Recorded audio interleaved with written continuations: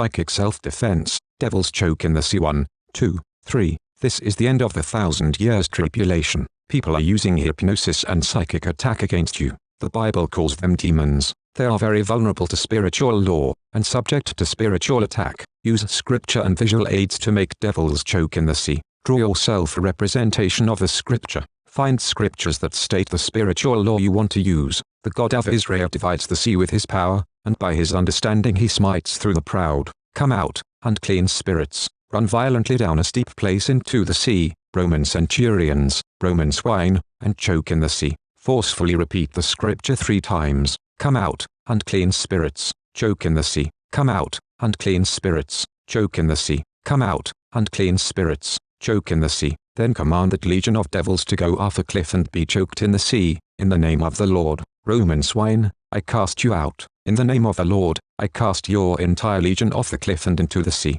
Be choked out in the sea, demons. This is April Schulthies. America has shed innocent blood of indigenous peoples. Countless Native Americans were slaughtered in the Sand Creek Massacre. On November 29, 1864, a former Methodist minister, John Chivington, a volunteer in the U.S. military, laid in wait and led a surprise attack on peaceful Cheyennes and Arapahoes. These tribes were on their reservation at Sand Creek in southeastern Colorado, and flying the American flag. They were under the protection of the United States. That terrible winter morning, the Native American tribes raised a white flag of surrender, but the U.S. military, knowing the peaceful nature of the encamping tribes, ignored the American flag and the white flag. The slaughter was terrible, and Chivington was not punished, although he cavorted through streets with Indian body parts, including genitalia, taken from the peaceful Native Americans that he slaughtered. Yet the U.S. never returned the lands they stole from Native Americans during this, and other, massacres. We need to show we are for justice. Justice. Give these lands back to the tribes, all of them.